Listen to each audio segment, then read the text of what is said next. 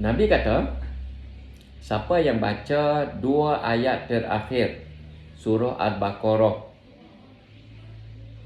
di rumahnya, maka syaitan tak akan masuk dalam rumah tu. Nabi janji. Tu yang saya baca di masjid saya. Lepas maghrib tu kami baca tu.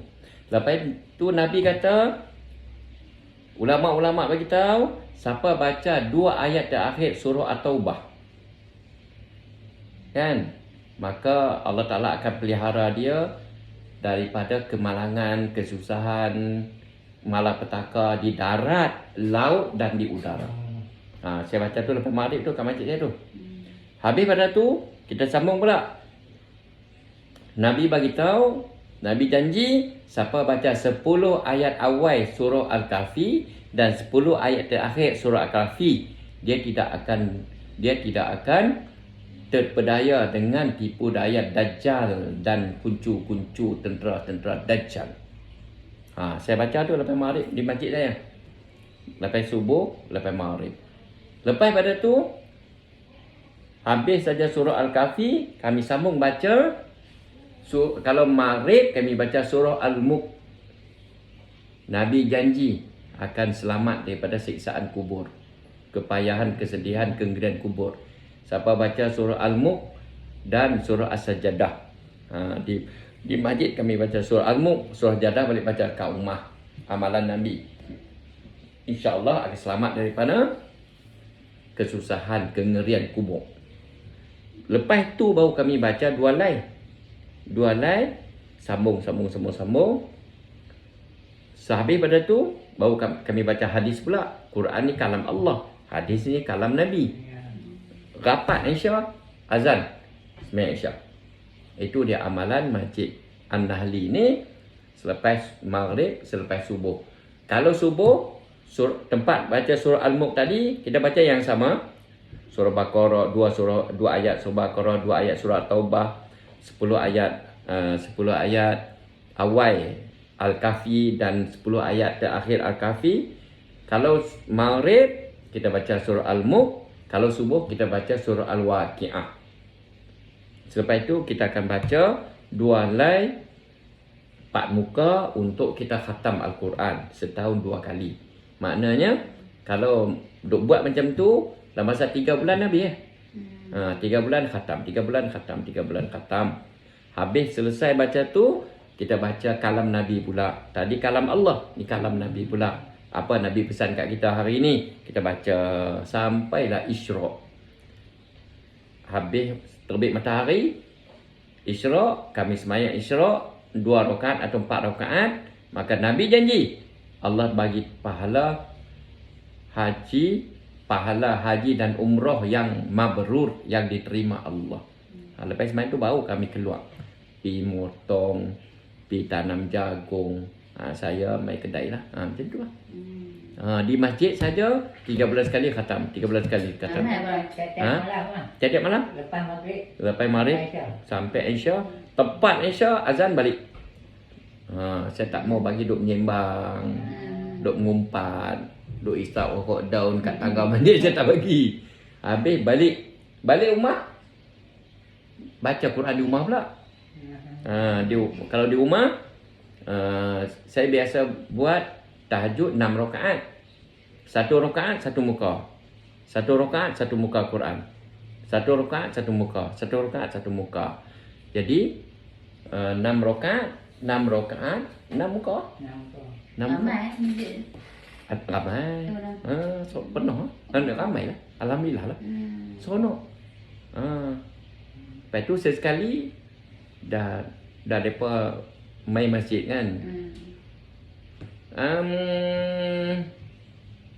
Saya bagi baih minggu lepas. Okey, baih saya bagi. Saya bayar 2,500. Siapa nak pergi Cameron Highland? Koi. Bona. Penuh jalan. Macam tu. Dah depa main masjid semua kan. Jadi kita bawa jalan. Makan sendiri no. Tempat tidur macam mana? Tong. Seorang RM20. Sewa apartmen kan. Pergi minggu lepas pergi pagi Khamis sampai petang Jalan, malam tidur kat rumah tu, pagi esok jalan-jalan balik. Sesekali. Tahun lepas saya bawa semua sekali 23 orang pergi umrah tu lepas.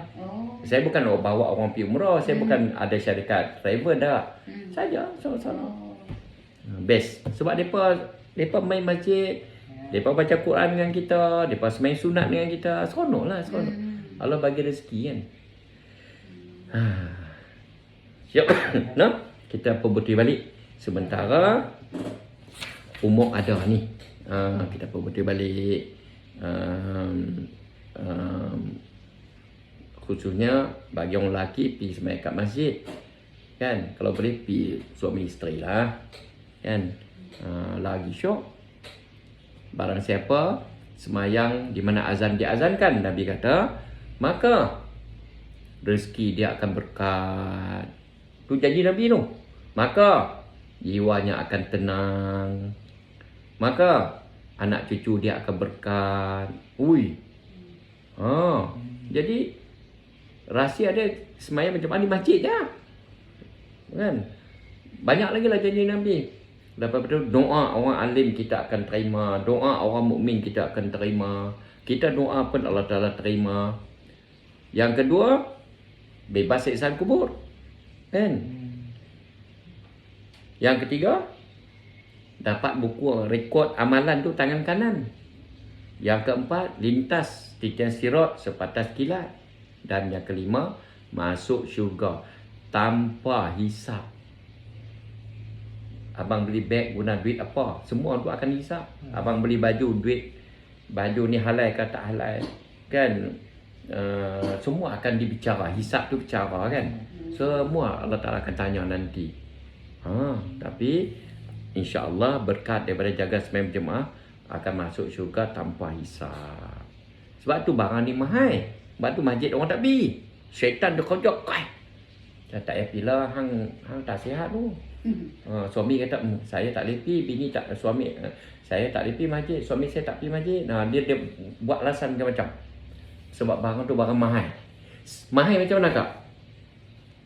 Barang siapa sembahyang berjemaah di masjid, maka ni janji Allah ni. Allah Ta'ala sumpah. Innama ya'muru masajidallah man amana billah wal yaumil akhir. Sesungguhnya orang yang memakmurkan masjid adalah orang yang benar-benar beriman. Allah Ta'ala sendiri istihar. Beriman kepada Allah, beriman pada hari akhirat. Itu satu. Banyaklah janji ni.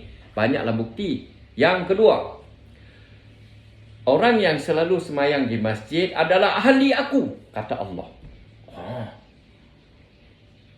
Orang yang sembahyang di masjid adalah ahli aku. Barang siapa menyakiti ahli aku, maka aku tu Allah lah, aku akan istiap perang dengan mereka. Hebatnya. Sebab tu syaitan kerja keras, tak bagi orang pergi masjid ni. Saya pergi Johor Bahru 2010.